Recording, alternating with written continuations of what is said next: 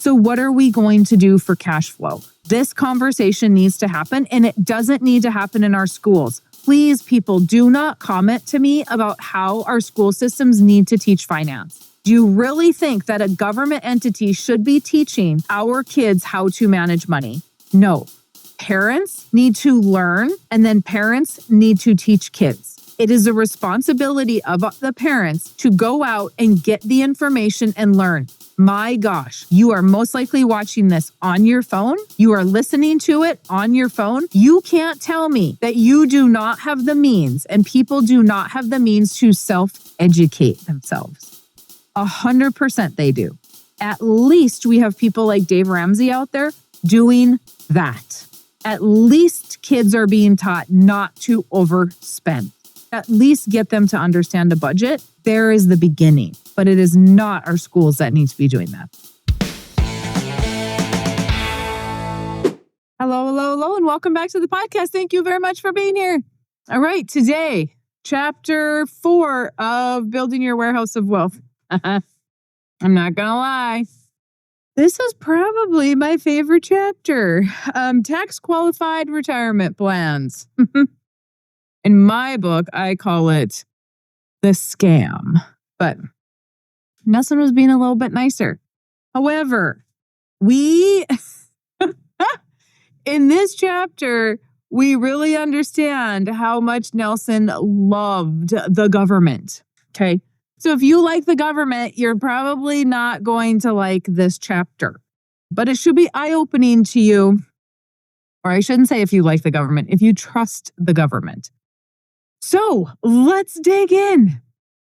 He talks about the fact that he wrote this in 2014. He wrote Becoming Your Own Banker in 2000. And so he talks about that a little bit, that he said, I think I need to readdress this because apparently people aren't getting it. So he said, I just love this chapter. He says, all government programs are initiated under the guise of helping citizens, when the real object is to control their lives. There are always the hidden agendas that is never stated. Gosh, here's my thing. I don't love the news. I don't like all the spins. I don't like all the lies. I don't like all the stuff in the news.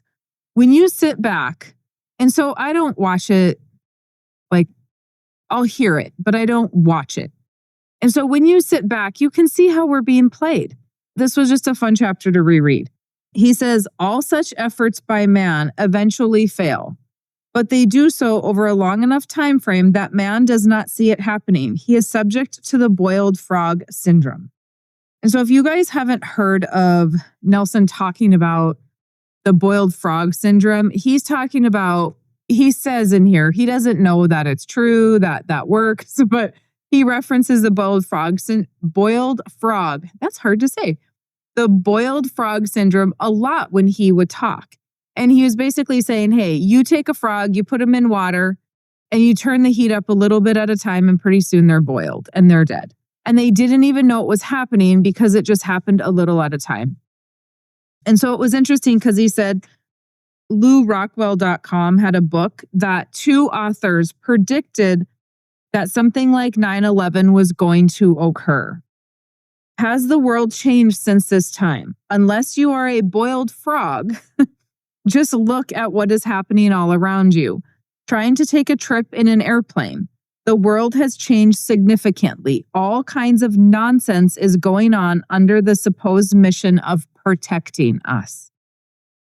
He said these 2 authors pointed out, go back 70 plus or minus years and you have the Great Depression. The world changed and has never been the same. Go back another 70 years and you have the War of Northern Aggression, known to some as the Civil War. And then Nelson goes on to talk about the fact that the Civil War was about taxation, not about slavery, and then gives lots of books to read on that.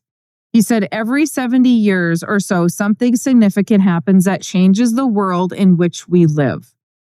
I predicted back in 1976 that Social Security would fail. Before it fails, they will attempt to prop it up. The source of funds they will use is reserves on private pension plans, HR 10 plans, IRAs, etc. In October of 2008, the incoming administration had personnel discussing compensation of such plans and combining them into a guaranteed retirement account and to be administered by Social Security. See how the boiled frog syndrome works? One small deviation from tried and true principle and people become comfortable with it. It becomes normal. This leads to another deviation. In due time, it will lead to a complete U-turn in behavior and acceptance. That is so true. So many people are like, well, this is just how you travel. If you traveled before 2001 or 2011 or 2020 or right, every single time we travel, there's something new. It's just insane. The amount of changes, the things that change, they were like, well, that's just what we're used to. And if we buck the system and we say, no, we're not okay with that, then we become the problem because it's easier to go along and get along than it is to be the person bucking the system.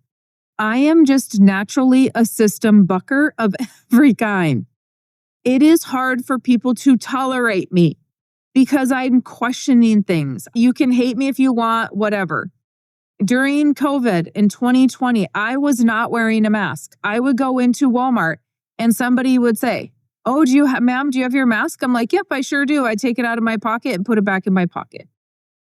I do have a mask. I'm not buying into the narrative. I've done my due diligence. I've looked at the things. I've talked to the doctors. I've talked to the, microbiologists. I did my due diligence. And would have it been easier to go along to get along? Yep. Did I lose people that I knew in that situation? Yep. They unfriended me on Facebook, whatever. If that's your prerogative, you can do that. You can buy into it. I'm not buying into it. At some point, somebody has to take a stance. And the government is saying, hey, you're not putting enough money into these IRAs and these 401ks, so we're going to give you incentives to do that. And we'll get into that in a little bit. We'll give you incentives to do that. Well, now everybody's putting their money there and it's a big pool of money that's controlled by them. So if this guaranteed account bill would have passed, then what? They would have confiscated all the money. I followed this bill for many years. In fact, I just looked it up before I came to record. The bill is kind of dead in the water now, but for many years, even while Trump was in office the first time, they tried to sneak this bill in again, and it did not pass. And so I've kept an eye on it to see. In the years, not only did the guaranteed retirement account bill, was that kind of on and off, but they attached another bill to it that said, if the guaranteed retirement account bill passes, then we are going to freeze all investment accounts so that people cannot access them and drain them. Because that's what most people would do. If we have a retirement account, we are in bed with the government in a roundabout way. They have the power on these accounts to do what they want. And so when I looked this up to kind of see where it was at, the bill itself, they changed the name. Isn't that interesting? So that bill wasn't going anywhere. So then they changed the name very much like the Federal Reserve did when the bill passed in the middle of the night to create the Federal Reserve. Let's just rename it so people don't know what it is. They're doing the same thing to take land grabs. Like I've listened to a bunch of stuff on land grabs. Clay Connery has a really good podcast with a lady. This is a while back, probably a year, maybe two, that he interviewed some lady that was out of California. She doesn't live in California maybe, but she grew up in California. And she was talking about these land grab bills and the fact that they're changing the name on them so they can just come in and do some land grabbing. But it's interesting that in 2022, the GRA bill there was a bill that passed that is similar to the guaranteed retirement account bill. This is interesting. In 2025, so that's this year, in 2025, it made enrollment for 401ks automatic. Now, I actually thought that already was a thing. I didn't know that had to be a bill, because I have been seeing that for probably 10 years already, that people are getting a job. They're, I go from one job to the other. I sign up for my new job. They automatically are taking, I believe it's 3% to contribute to a 401k. It's automatic. It is now an opt-out system. So if you have kids, if you have grandkids, if you yourself are going from one job to the next, and you don't want to be putting money into a 401k, then you need to be opting out of that system, because it's an automatic enrollment. The other thing that I found interesting with this 2022 bill is that they have what they're calling a savers match that starts in 2027. So there was a savers credit, and I was not familiar with that. The savers credit was for people that didn't make a lot of money, and they replaced that with a federal match to put into a retirement account. A federal match. So now we just have, how much money can we get into that system so that we can have more money to steal, basically. Nelson said before World War II, there weren't many pension plans. The Revenue Acts of 1921, 1926, and 1928 initiated tax advantages for employment-based retirement plans. By 1929, these dates are important. About 15% of the private sector employees were covered by employment-based plans, which were concentrated in large corporations and in sectors in which government oversight tended to the strongest. Then along comes World War II. The bureaucrat in Washington knew how much gasoline you needed. You went to the grocery store in those days, and it did not matter how much money she had. The limiting factor was ration points. Everything was controlled. So you couldn't give raises, right? After World War II, they said, nope, you can't give any raises. So what happened is, under such restrictions, how does a business give an employee a raise without giving him a raise? Benefits, of course. This marked the real beginning of retirement plans and health plans as we know them today. They were tax qualified. In 1950, Paul Poiriot, I don't know how to say his name, at the Foundation of Economic Education, wrote an essay entitled The Pension Idea, in which he demonstrated conclusively that the idea would never work. And here we are in the 21st century, and we see corporate pension plans falling apart with increasing regularity.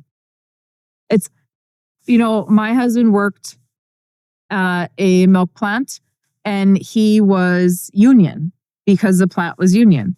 And it was supposed to be like 30 and out or something. Now it's 30 and broke. Like, he didn't even stay his full 30 years. It's broke. They're all broke because they took their money out of annuities and they invested them into the stock market. We don't have that guaranteed income anymore.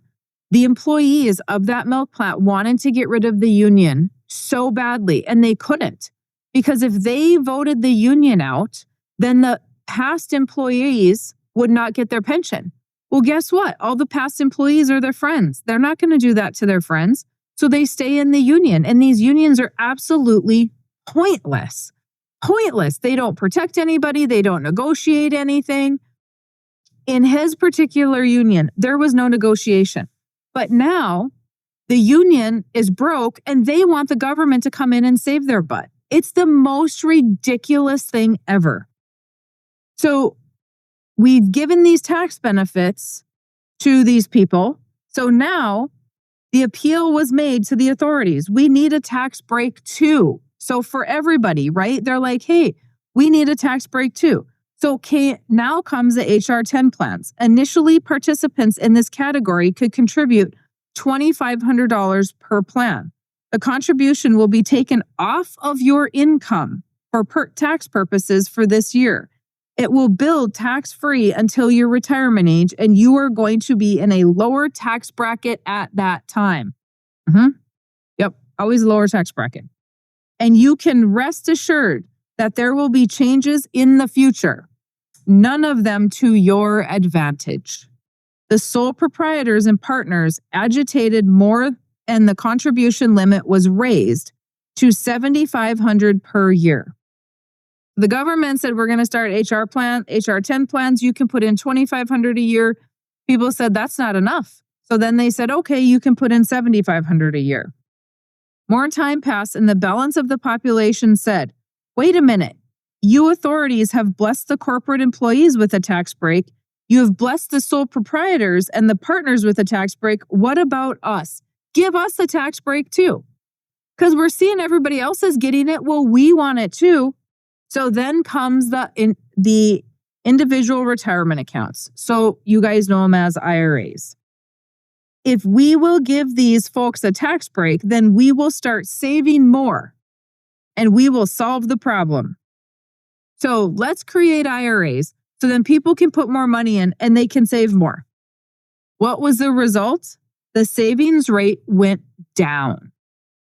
That was interesting, that the savings rate went down. I would have not thought that. But I'm not going to read it to you. What Nelson is saying is that they're saying, hey, you can put money in this IRA. You're going to get this extra rate of return. So good for you. The market's going to do what the market needs to do. And then you don't need to save as much. So people quit saving and then they started spending money on other things. So Nelson says, what did Joe's six-pack conclude? He says to himself, wow, with a plan that good, I don't have to save half as much as I did before, right?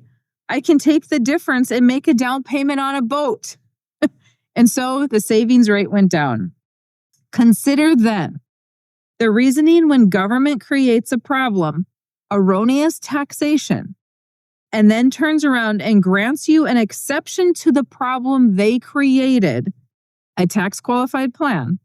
Aren't you just a little bit suspicious that you're being manipulated? All of these plans were introduced as a means of helping citizens out. If they really wanted to help, all they needed to do was reduce taxes. Do you really think they want to do that? The real object is to control your life. And you just stand there and willingly participate. What in the world happened to the ability to think? He's not wrong. Nelson is not wrong. Those of us that do not go along to get along, that buck the system, we are looked at as the problem, right?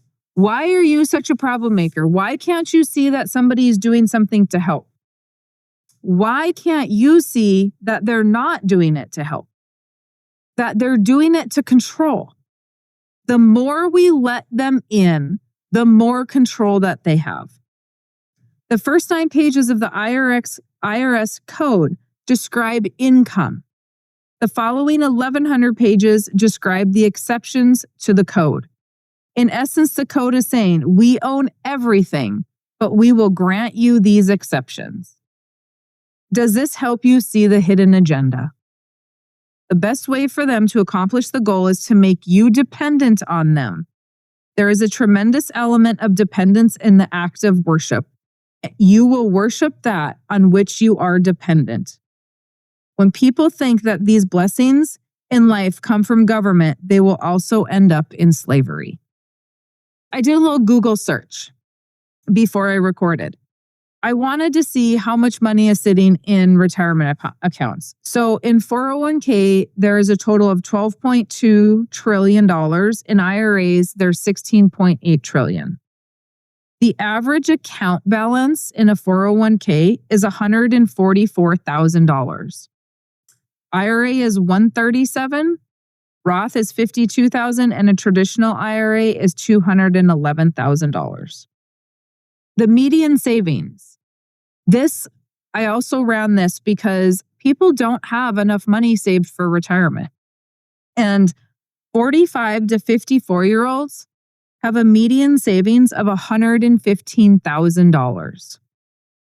55 to 64-year-olds, $185,000.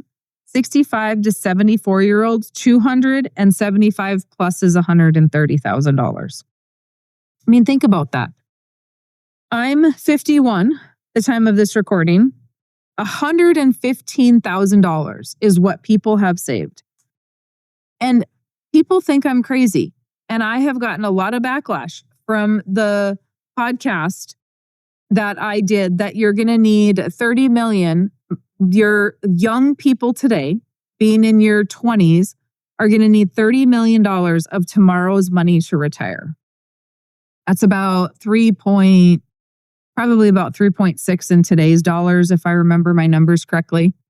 And if we're making $100,000 today, and we only have $180,000 to $200,000 saved, we have 2 years of retirement. When people come to me and say, oh, Mary Jo, I sold my business or I sold something, had this happen yesterday. Met with a client that's going to be buying a business from somebody, and the guy wants $1 million for his business. And they were trying to help him figure out how he was going to, what to do with this $1 million. Can he put it in a policy and then use it for retirement? What's he going to do? And I said, $1 million, the guy is 50, I think he was 57. He's 57 years old. $1 million is not enough money to get him another 30 years. And Nelson talks about this in this chapter. We want to retire early. So we work for 30 years and then we want to retire for 30 or 40 years. There's nothing wrong with that if you've created cash flow. Very much like the conversation I had yesterday. Is if we're 57 years old and he's selling his business for $1 million, like he needs more money. So can he owner finance you so he's got some cash flow coming in? But he needs cash flow for 30 years. So even the cash flow he has coming in, if he does a contract with you and he owner finances you and he decides he's going to do that for 10 years or he's going to do that for 20 years, that's not enough. He's probably going to outlive that. And Nelson talks about that in this chapter too, that a lot of people will say, well, people aren't living as long today. They're not going to live until they're 90. I'm sorry, but life insurance companies are insuring people till they're 121 years old. Living to 100 is not a big deal anymore. The medical field has advanced. Technology has advanced. All these things where we have health at our fingertips, basically, at this point. And so I actually reached out to the insurance company, to the actuary, the head actuary at the insurance company I use. And I said, hey, why do you guys have policies that go to 121? Because if I go online and I look what the average age is, people are dying younger. And she had it explained it very well. She said, the people that we insure have to go through underwriting. We're basically insuring the healthiest people out there. If we're not healthy and we're going to die early, we're not going to insure you. They're being selective. So people that are healthy, that are taking care of themselves, those people are going to live well past 100. We may see Gen Xers, what's the next generation? Alpha? What is the Gen Z. We might see them live to 120. Well, we won't see them live to 121, but they may live to 121 years old, right? And so we know people are living longer. How are we going to save up enough money to live to 121 years old? We're also putting money into these retirement accounts with not understanding that if we go into the nursing home and Medicaid kicks in, all of that money has to be used. You can't take that with you. You have to buy it down, or you have to spend it down, or you have to do whatever. Now, pay for the nursing home with it. That's why it's there. If you die and you pass it on to your kids, There are rules about how soon they have to take it. There are taxes that have to be paid. You used to be able to die, and then your kids could just roll it to another IRA, and then they could just keep rolling it. And the government said, no, no, no. You have 10 years that you have to take it out. Because think about it. The government makes a rule that at 73, you have to start taking money out of that IRA. Well, if you died, now they're not going to get money from that IRA. And that passed on to a younger person. So now taxes aren't getting paid for a very long period of time. And it was a really good way to avoid taxes. Well, the government's not going to do that. They're not going to be okay with that. They want to make sure they get their money. They are making the rules, and we are just in bed with them. And so Nelson, as an Austrian economist, and he could see what was happening, but he also sat on the outside and really paid attention. The one thing that I absolutely loved about Nelson is that he was old. At the time of writing this book, he was 81 years old. He passed away at 88. And so it was fun to talk to him because he had lived through the beginning of a lot of these things, and he was already paying attention to economics at that point and questioning what they were doing and why they were doing it. And so he just says, hey, in here he talks about the fact that Social Security is going to fail. It's a 70-year program. It's over at 70 years. I believe he said it's over at 70 years. So at some point it's going to fail. If we don't pay attention to what's happening economically, they can control us. The more Netflix they have, the more clothes that they sell us, the more home interior stuff they sell us, the lower they keep rates so that we can buy campers and boats and all the fun things. The more that you want to show me football, right? All of that stuff can be very distracting and keep our kids busy. Whatever it is that society is doing and that they're encouraging is what? Just for us to keep our eye on a different ball when we should be paying attention to what they're doing, right? Like I've said it before in one of the podcasts that my husband always teases me when I add my 2 cents where he doesn't want it. He will say, keep your eye on your own bobber. And that's essentially what the government's doing, right? They're like, don't pay attention to our bobber. You go keep your eye on your own bobber. And you keep yourself super busy over here. And we're going to confiscate money. Confiscate. And I'm going to use the word confiscate. We're going to confiscate money from you because it's an automatic enrollment, because you are too stupid to understand what you're doing with your retirement. So we're going to help you out, and we're going to make you contribute to a 401k. And then you're going to say, hey, you know what? I want to take that out before 59 and a half. And then we're going to take 10% of it. So it's a really good way to confiscate money. That is my opinion. I will die on that hill because it is not something that people understand. How about, think about this. How about we educate people on how to utilize money? Wouldn't that be something? And we make it easy for them to understand it. I was talking to a client yesterday, and he is doing some owner financing. They're going through a course and learning how to do some owner financing on homes so that people that can't qualify for bank loans can get into houses. And then he would charge an interest rate. It's done. It's a super cool process because people that are not fortunate enough to get a loan can still get into a house. He was saying that it's frustrating to work with the people that can't qualify for these loans because you're working with people that have zero financial literacy. And he said, and what's worse is they don't really want to know. And so my question is why don't they want to know? What has caused people to say, I don't want to understand money? Is it because somebody has made it really hard? Is it because we have emotional ties to not ever having money and we have some financial PTSD? What is going on in that scenario? Because I think a lot of people have this conception that money's evil. People with money are evil. It's hard to understand because everybody makes me feel dumb. Like there's ways that we can teach the public about finances and get them rewired so that we're not just saying, hey, let's give our money into this system and this is going to work. It's not working. The average individual, the median individual does not have enough money to retire today.